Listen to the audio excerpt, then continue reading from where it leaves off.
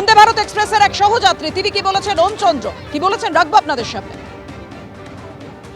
C2 মানে একদম সামনের কোচের দিকে ছিল, তো আমরা তাদের পিছনের কোচে C3 কোচে ছিলাম। তো হঠাৎ করে উনি অসুস্থ বোধ করা হয়, তো সাধারণভাবে কারণ আমরা সহযাত্রী ছিলাম, কারণ সামনে সহযাত্রীরা তারা অনেকে জল দিচ্ছিল করে দেওয়ার, কিন্তু হঠাৎ করে উনি অজ্ঞান হয়ে যায়। তো অজ্ঞান হয়ে যাওয়ার পর ওনার মুখ দিয়ে একটা আমার যা হয় না, একটা ম্যাসিভ হাজার করলে যেরকম ওরকম একটা সিচুয়েশন ক্রিয়েট হয় এবং শর্টবিটে এক সহযাত্রী দেন।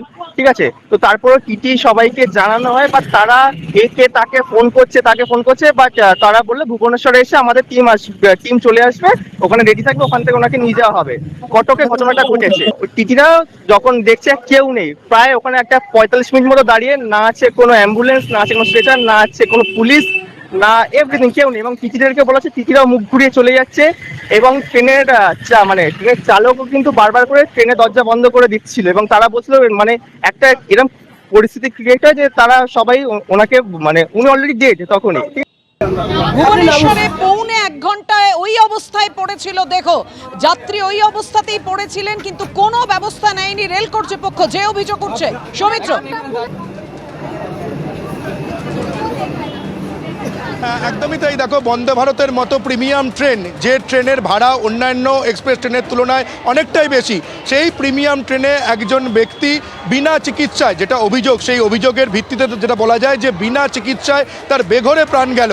কটক স্টেশনে তিনি অসুস্থ হয়ে পড়েন, তারপরই ট্রেনের মধ্যে থাকা, সেই বন্দে ভারত এক্সপ্রেসের মধ্যে থাকা যে টিটি, আরপিএফ এবং অন্যান্য যারা রেলের কর্মীরা ছিলেন তাদের সঙ্গে কথা বলেন রেলের অন্যান্য সহযাত্রীরা, এবং তাদেরকে বলেন যে কোনো রকম মেডিকেল সাপোর্ট পাওয়া যাবে কিনা। কিন্তু সেই কথায়, সহযাত্রীদের সেই কথায় টিটি, আরপিএফ, ট্রেনের মধ্যে থাকা রেলের অন্যান্য আধিকারিক কোনো রকম কর্ণপাত করেনি। তারা শুধুমাত্র বলতে থাকে যে ট্রেন ভুবনেশ্বর স্টেশনে পৌঁছানোর পরই যাবতীয় ব্যবস্থা নেওয়া হবে। ঠিক তখন পর্যন্ত, অর্থাৎ কটক থেকে ভুবনেশ্বর স্টেশনে ট্রেন পৌঁছয় এবং তারপর প্রায় পৌনে 1 ঘন্টা ট্রেন দাঁড়িয়ে থাকে। তখনও পর্যন্ত রেল কর্তৃপক্ষের তরফে কোনো রকম ব্যবস্থা নেওয়া হয়নি, কোনো রকম মেডিকেল টিমের সাপোর্ট পাওয়া যায়নি, কোনো রকম চিকিৎসকের দেখাও মেলেনি। যারা সহযাত্রী ছিলেন ফেসবুক লাইভ করে তেমনটাই অভিযোগ জানিয়েছেন।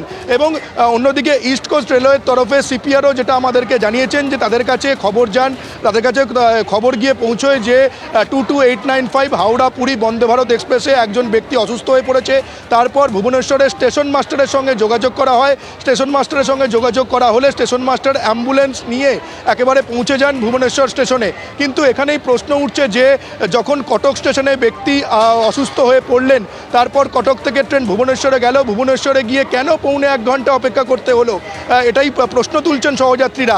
এবং বন্দে ভারতের মতো প্রিমিয়াম ট্রেন, যেই প্রিমিয়াম ট্রেনের ভাড়া অন্যান্য এক্সপ্রেস ট্রেনের তুলনায় অনেকটাই বেশি, সেখানে যদি এরকম কোনো মেডিকেল সাপোর্ট পাওয়া না যায় তাহলে যাত্রী সুরক্ষা কোথায় যাবে, এমনটাই তারা প্রশ্ন তুলে দিচ্ছেন।